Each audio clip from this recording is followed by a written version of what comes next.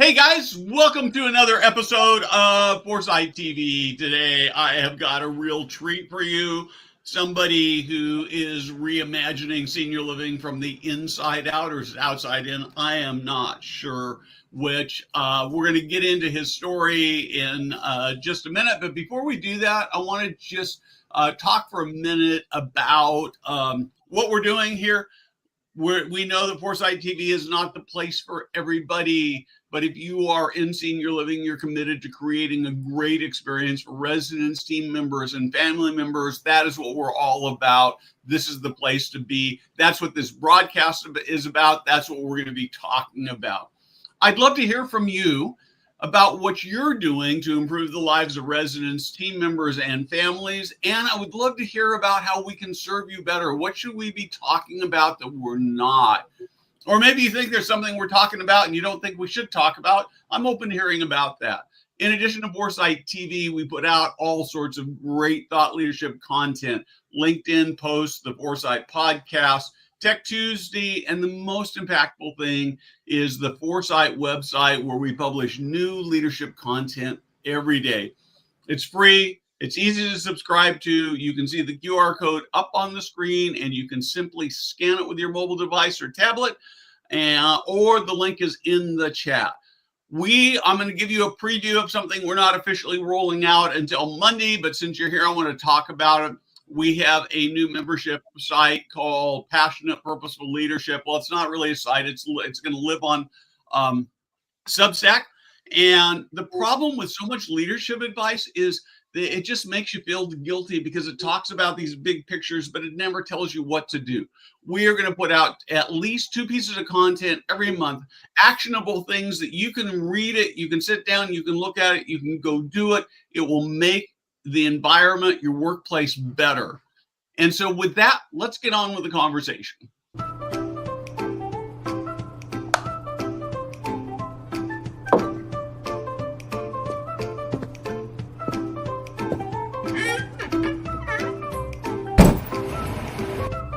Hey guys, Steve Moran here.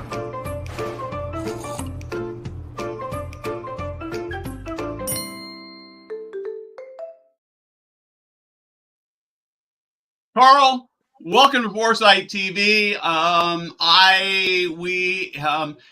don't think we actually had met physically until Nick a few weeks ago, but I was at the Interface conference in Los Angeles, and Jack Cumming, who's part of our team, had listened to what you said. I was running late, so I didn't hear it. And he said, "Oh man, you got to talk to this guy. He's doing amazing things." And so I feel so honored to have you here today.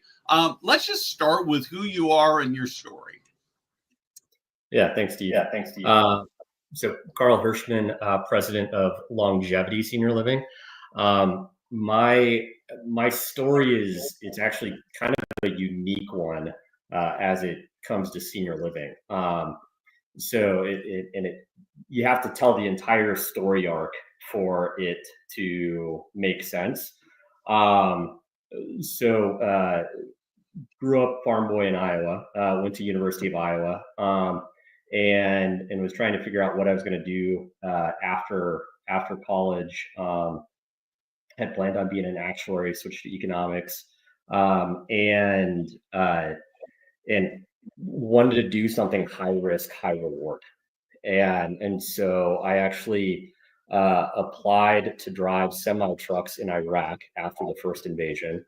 I applied to work on an Alaskan fishing boat before it was cool and on the Discovery Channel. And then the third option was start a company. And I didn't get a call back about Iraq. The boat captain I was talking to ended up filling up his crew. And so went down the third option, which was start a company. And I saw the macro trend that internet was going to become a utility in every household. And didn't know anything about technology, but dove in, found a business partner, and started an internet service provider. And we ended up finding a niche doing internet for student housing properties nationwide. As the student housing real estate vertical became a market class of its own, we grew up with that trend. took it through a private equity backed merger, and then we sold both of those companies. And before we sold the company, we'd been buying a couple of companies, and one of them was doing internet for a senior housing community. And so then I saw senior housing as the last untapped market for internet penetration, and started one of the first companies to do internet for senior housing communities back in 2009, 2010. And did that for a couple of years. And then during that journey, my mom, who at the time was the ombudsman for the state of Iowa, but had always cared for some family, friend, relative, neighbor, she was telling me about the challenges that she had communicating with the professional caregivers, carrying around a growing binder full of medical records, and then trying to relay all of that information out to the rest of the family spread across the country. And we couldn't find anything that solved that problem. I talked to everybody in senior housing. They were having the same problems communicating with families. And so ended up starting a software company to solve that problem, which then morphed into a practice management software, which became the largest software for geriatric care managers nationwide. And so built that company up over 10 years, sold it at the end of 21 to the largest private pay home care company in the country, and then was working in the home care business for a while, and decided to step back and figure out what my next adventure was going to be, and wanted to get more onto the real estate side. I'd been involved with it for since my first company, made investments, made money, and wanted to get more involved. And so I was catching up with one of a guy that I knew, which was the founder of CA Ventures, which had started Anthology Senior Living. CA started 20 years ago in student housing. They were my largest customer on the student housing side. When I then got into senior housing, I was like, you guys should get into senior housing. And there's a lot of parallels, and we're looking at it. And then when I started the software company, a couple of the LPs invested in the software company. They saw my leadership over 10 years and made them some money. And so they had a need for somebody to come in and run Anthology, invited me in to run Anthology Senior Living. And that got me into the operator role at the end of 23. And as so Anthology, we've done 50 properties, over $1 billion in investments, and the portfolio is winding down because the main equity partner had hit the end of their life cycle, their deal cycle, and so there's kind of a fork in the road of what do we do with Anthology, and ended up offering to buy the company. And instead of buying it, we decided the best path was actually just create a brand new company. So fresh capital stack, fresh ownership structure, and then launched that in January. So we've got the team members from Anthology. So we've got experience running 50 properties simultaneously, have capacity to hit the ground running. But can move forward with kind of all of the learnings, all of the process changes, and new ideations that came in from the outside, and really make an impact going forward. So, like I said, there's a story arc and a curve. I don't come directly into senior housing, but once you hear it, it makes sense on how I got here. No, I like that a lot. I've got so many questions, but I want to come back, and I'm completely intrigued by your background picture there. It makes me want to go out into my garage and get my backpack and my tent and go off tromping in the wilderness. So talk to me about that. Yeah, so that actually is, I've got another picture on the opposite wall of my office, which was from a backpacking trip that I did near Mount Rainier. This one reminds me of that picture and the outdoors. So, but this one's just IKEA art. I have to admit on that one. But yeah, one of the things that I try to do every year is make sure to get a backpacking trip in, because I like using my body to get to places that not a lot of other people can see. And so it kind of helps motivate me to stay in shape throughout the year. But then it also reminds me that I don't necessarily need all of this stuff. Some of the best experiences I've had, I can fit everything that I needed into that backpack. And so it helps me right size my mind and focus on experiences and relationships rather than just accumulating more stuff. Yeah, I love that a lot. I don't know whether I'm gonna ever get it done, but I have this dream to do the entire John Muir Trail one summer. So I know it won't be this summer. I think it's still possible, but I'm sort of getting to the age where it's a lot tougher to do. But I've not given up on it yet. So I could do that all day. So I'm going to switch back to senior living.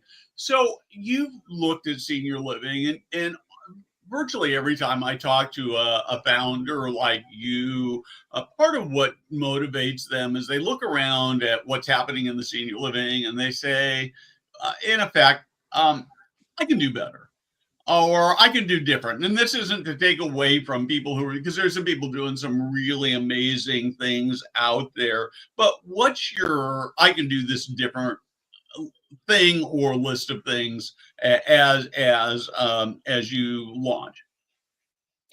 Yeah, so that was also kind of an evolution. So in my companies, especially in the software company, we were forced to figure out how to do things efficiently. And it started out like just by like really forced necessity. At the beginning, it was me and a software developer, and we figured out how to sell. And I literally didn't have enough time in the day. I was the chief everything officer. I was doing everything except for writing the code. And so I had to create processes and efficiencies so that I didn't have to constantly reinvent the wheel. And so it was figure out a process, document it, and then I didn't have to fight that file and figure it out again. And continuing to iterate. And so as the company expanded, the beauty around that was we had documented processes where I could bring somebody in, quickly get them up to speed, and they could hit the ground running and know what they were doing. And we just continued to refine and improve on those processes. In senior housing, it was okay. What are the processes? What works and what doesn't work? What are the lever points? And so when I first came in, I was like, I'm not gonna be the guy from the outside who pretends to know absolutely everything and let's do it my way. I'll sit back, shut up, and listen.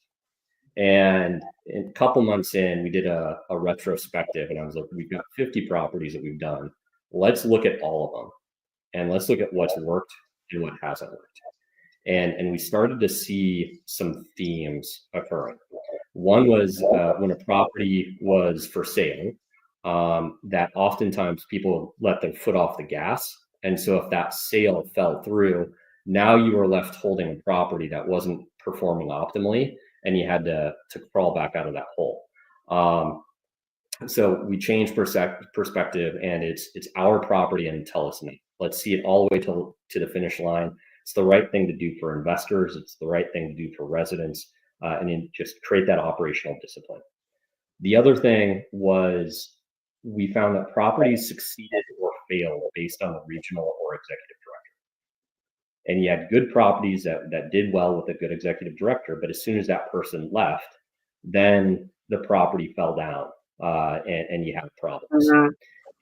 And so it was, how do we solve for that single point of failure? And the way we approached it was, we're going to make all of the directors better. And so we're going to make the directors stronger so that they act as a kind of a canary in the coal mine on whether the executive director is performing. But then also, if an executive director leaves, then you have a solid foundation that the property doesn't just tip over. And in order to make sure that executive directors are strong, you need to have consistent processes with them and objective KPIs to measure every single one of them. And we found that a lot of operators, like you're not necessarily tracking things on engagement or plant ops on what they're doing well. So it's like, do we have yoga once a week or bingo, and do the residents like the engagement director? So instead, we leveraged our engagement software, and we looked at how many residents or the percentage of residents that were being touched or engaged on a monthly basis.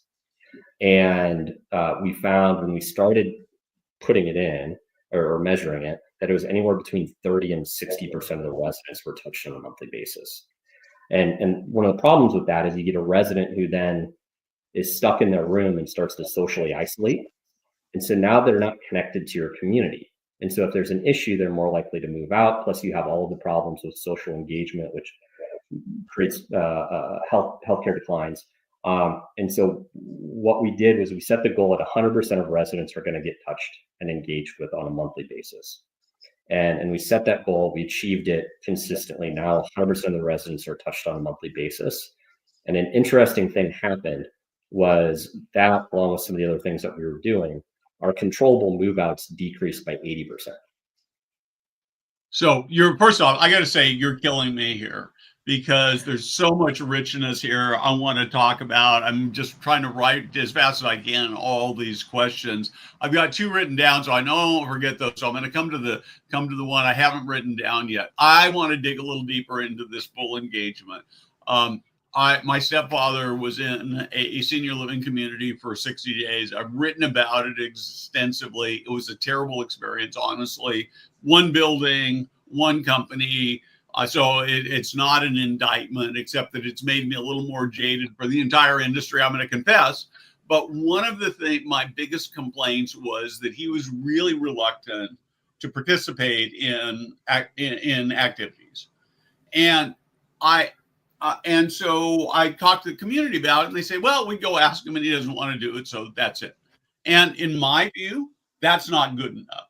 Their job is to coerce, to convince, to sell him in going and doing it. But part of the problem was that he didn't like the stuff that was being done. I mean, it was batting around balloons with a pool noodle and poker bingo. And I know there are people who like that, but he needed something different. How did you do it?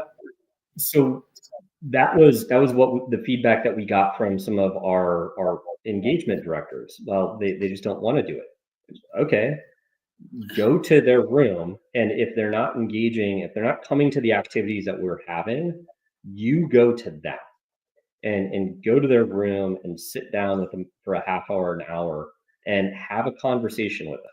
I know you may be passing them by in the hallway, but have a meaningful interaction with them.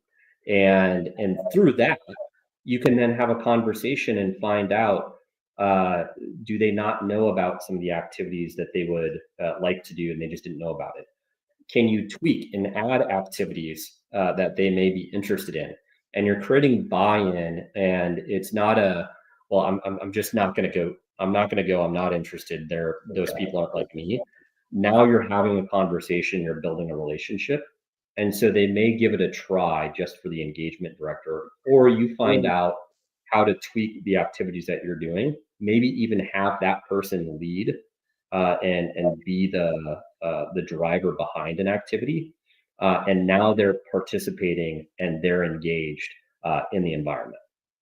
Yeah, this makes so much sense, because as you're talking, I'm thinking, if somebody, one of the team members, and it could have been the activity person, or it could have been a caregiver, or it could have been really anybody who just taken the time to be his friend, he would have come because a friend asked him to do it. So I love that. Now I want to come back to this executive director question. So I consistently have seen this. I mean, it's not like it's this deep, dark secret. You have a great executive director. You have a full building. You have great financial performance. You have a less than great, and things are not so good. Can you take somebody who's a mediocre executive director and make them into a great one, or are they just, you have to hire a good one or you're out of luck? I think you can. It depends on the individual, and that's with the executive director. That's with the directors, whatever, and so that's where you talk about your leadership program. On people are like you have the big picture, but nobody actually tells you what to do. And with the executive directors, you had somebody that started out as a CNA. They did a good job, and so then they got promoted to a director. And at some point, they did a good job, or the executive director left, and they pointed at them and they said, "Okay, now you're the executive director." Nobody actually taught them how to do the job along the way. Nobody taught them how to be a leader along the way. And so they may have accumulated some of those skills either by observing good mentors before or observing people that they really didn't like what they were doing, and so don't repeat that process. But there oftentimes isn't a formalized teaching architecture, and there isn't a formula for if you do this, then you're going to succeed. And that goes with my past company. I figured out our sales formula. If we sent out a newsletter, we did 2 newsletters a month, and we sent those out, and they had certain conversion metrics, and we had a structure that we knew worked. If we sent that out, a certain number of demos would get done. We optimized our demo, and then if you did that and we had our process, then 70% of our demos converted into customers. We ask our salespeople and we ask our executive directors, just do your job, but we don't give them that formula that if you do this, then you're going to have this impact and follow it down. And so we've figured out what those measurables are across the community. And that way the executive director knows what success looks like and what that goal is. And then we either coach them up to there, or if they're not willing or capable to be that performer, now it's very objective for us that they're not able to execute and they're not the right fit. So it's coach up or coach out. But you have to know what success looks like. You have to have the formula to show them how to get there, and then it's our job to support them to get to that point. And that's where for HR for us, our director of HR, she comes specifically from a training and coaching background. And so what she's doing now is putting together a curriculum so that everybody goes through that curriculum on how to coach, how to provide constructive feedback and criticism, how to do hiring and interviewing. These basic management skills that like most people aren't formally taught. Yeah, I love this because I think that so often there's sort of this, we've all sort of created great leadership, and we see it sort of in a very mythological way, right? That there's some sort of magic zen that happens, and in reality, there's somehow you think about it, but mostly it's a series of behaviors, and if you execute on those behaviors, you're going to be a great leader. And particularly at a proper level as opposed to say something that's creative. So I really, really like that a lot. Well, this is bad because we got like 6 minutes or 7 minutes left, but I want to shift for here. So I can do this HR personnel stuff. Talk to me about technology, how you see technology, and specifically, how do you see AI playing in senior living? Yeah, it's funny. Everybody always asks me the technology question because I came from the technology background, and I have I think a little different view on technology than a lot of people do. So for me, technology is about like you have to have a good process to begin with, and then you use technology to improve the efficiency of that process. So going back to engagement, I see a lot of people purchasing and subscribing or buying engagement tools. Fundamentally, that is not going to make your engagement better. If you don't have the right person in there who's setting up the activities, leading it, getting people involved, and doing those human elements, and you have that human process, you can buy all of the different services and technologies you want, but it's not going to improve your engagement program. Or it's going to be a blip on the radar where you have that individual uses it, but you have constant turnover at senior housing communities. And so that person is gone or elevates in a year. And then the person behind them has no idea what systems are in there, how to use them, why they should use them. And so the important thing about technology is having the process, and then consistently making sure that as an organization, you know why you're using it and you're continuing to make sure that you're optimizing it, and then using the technology to continue to improve those processes. And do you see AI as just part of that technology stack, or do you see it, man? Maybe I'll ask this question a little differently. Do you see AI as a game changer? Yes and no. Senior housing is a human centric business more so than a lot of other industries. So you can't replace housekeeping and caregiving and the server and all of those people. And in some roles, it's mandated by the state that you have to have a certain number of people there. Now, can you make those people better and more efficient using AI? The answer to that is yes. And that's what we're doing. I mean, it's starting at a corporate level, where like our meetings, we're using AI to document it and create the follow-up tasks automatically. Creating some of the marketing and sales materials, like creating that first pass at it. So instead of having to have a copywriter, you're having somebody to do that. So those are some things that make those people more efficient, to be able to do their job better. And I think at the community level, it's going to help us guide care plans better.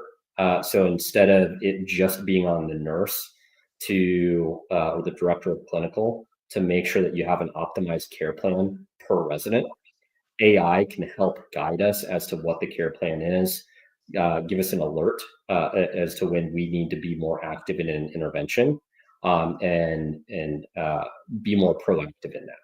And that's ultimately going to lead to better care if the people then follow up on it and do it. And so you have to have that process to execute the actions that are recommended. Yeah, I think the one of the dangers I always see with technology is that it gets in the way of the people's stuff, and the technology becomes too important. So I love that.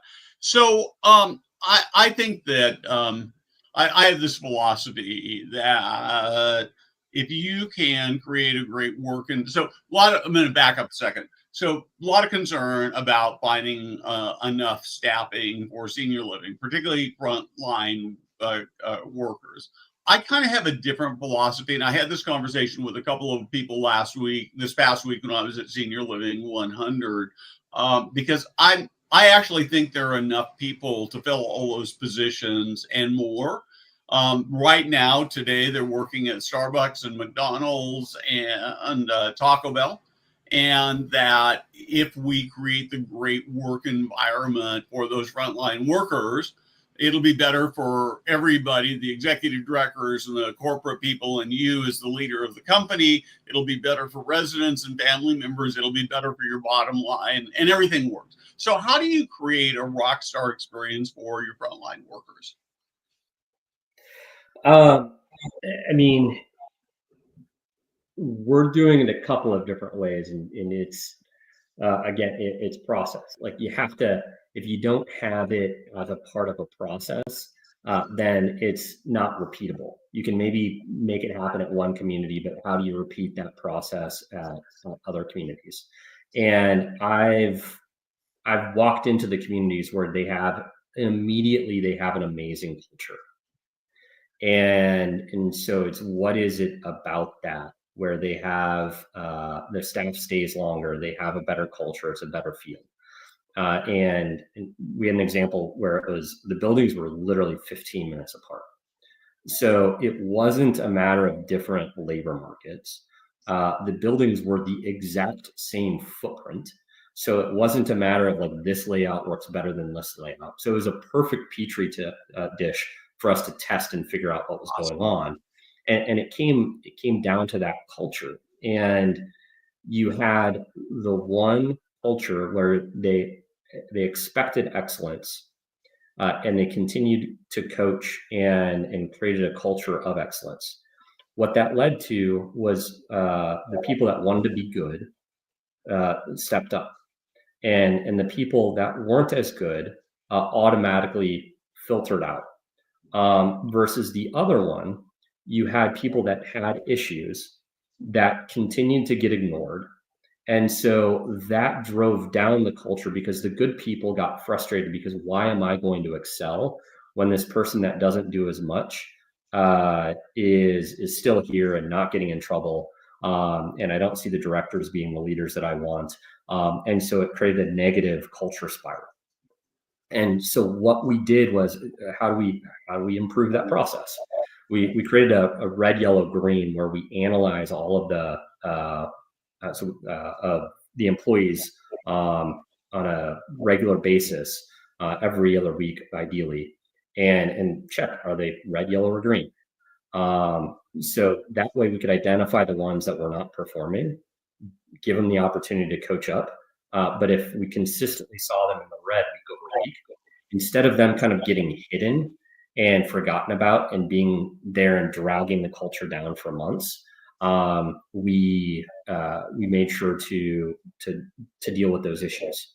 I think the other thing that happened, which we solved for, was if you didn't keep an eye on your staffing levels and your available staff, then suddenly you found yourself short of staff. You didn't want agency in there, and so you hired the first people that you could get in there, which weren't necessarily the best people.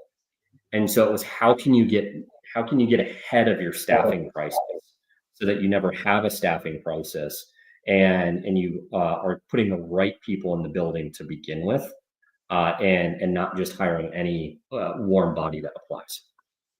Cool. I love that. I think that we just, the downside of having plenty of staffing is that we don't work as hard about creating great environments. And I think that through COVID, we did a better job of that. It's getting easier now, and I worry. And so that's really wise. So talk about, we're out of time, but I got to ask about longevity. There's a lot of talk about longevity and wellness, and sort of you have the name longevity in your company. And yet longevity and quality of life are not always the same thing. So how do you go about, and how do you think about just creating, we talked a little bit about the life enrichment stuff, and so I think that's a huge part of it, but how do you create this so your residents have amazing last chapters as they live in your communities? Yeah, great question. I think we know the things that can improve our residents' lives. It's just making it a part of our culture and consistently doing it. I mean, engagement and social isolation, that is one of the number one determinants. And so making sure that you're doing that. You've got, I have this beef with chair yoga. Where like, okay, like you have that as an activity, but chair yoga is not like increasing muscle mass and decreasing the risk of falls. So let's push out of our comfort zone a little bit and figure out ways to do some resistance training, and help the residents be healthier.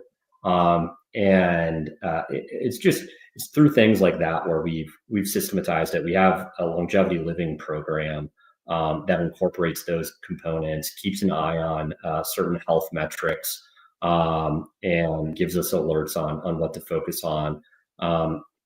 volunteerism, gets the residents engaged so that they have actual meaning and they're doing things rather than just moving into the communities and seeing a slow decline. Set some goals with them and really engage with them in a proactive way. And the goal is that our communities are not a place where somebody moves because they have to, and then it's that slow decline. It's they're moving to get an experience that they can't get at home, and this is an opportunity to rejuvenate and optimize their time in our community. Cool. I love that. Carl, I wish I had another hour to do this. Lost so much stuff I'd like to talk about. Thank you so much for joining me today. Thank you for watching this. And I just appreciate all of you for your commitment to make the lives of people who live and work in senior living better. Certainly. Thank you, Steve.